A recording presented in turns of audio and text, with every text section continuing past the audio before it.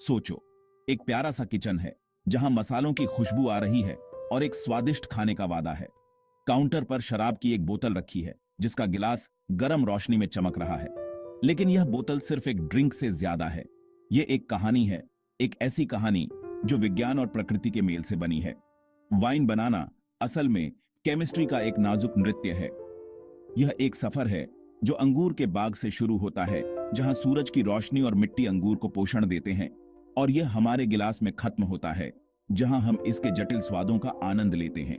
साधारण फल से उत्तम पेय में यह बदलाव शर्करा, अम्ल, यीस्ट और कई अन्य यौगिकों के नाजुक तालमेल पर निर्भर करता है।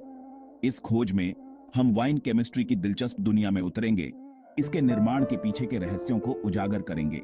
हम अंगूर के बाग से बोतल तक का सफर तय करेंगे, हर कदम के पीछे के विज्ञान को समझेंगे और वाइन मेकिंग की कला की गहरी सराहना करेंगे। तो अपने लिए एक गिलास डालो, बैठ जाओ और चलो एक साथ इस दिलचस्प सफर पर निकलते हैं।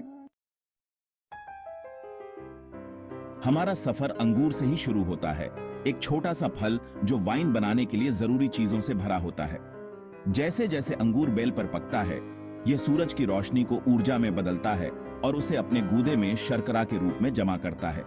यह शर्करा मुख्य रूप से ग्लूकोज और फ्रुक्टोज फर्मेंटेशन प्रक्रिया की जान होती है, वही ईंधन जिसे यीस्ट बाद में अल्कोहल में बदल देंगे। अंगूर का प्रकार, उसके उगने की स्थिति और कटाई का समय, ये सब मिलकर फल में चीनी की मात्रा तय करते हैं। ज्यादा गर्म जगहों और लंबे मौसम में उगने वाले अंगूरों में आमतौर पर चीनी की मात्रा ज्यादा होती है। यह बहुत जरूरी है क्योंकि चीनी की मात्रा से ही वाइन में अल्कोहल की मात्रा तय होती है।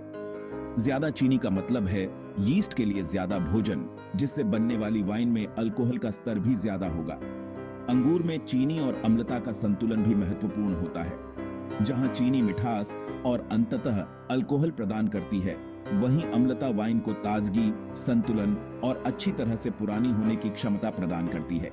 मिठास और खट्टेपन के बीच यह नाजुक संतुलन ही हर वाइन को उसका अनोखा चरित्र और आकर्षण देता है।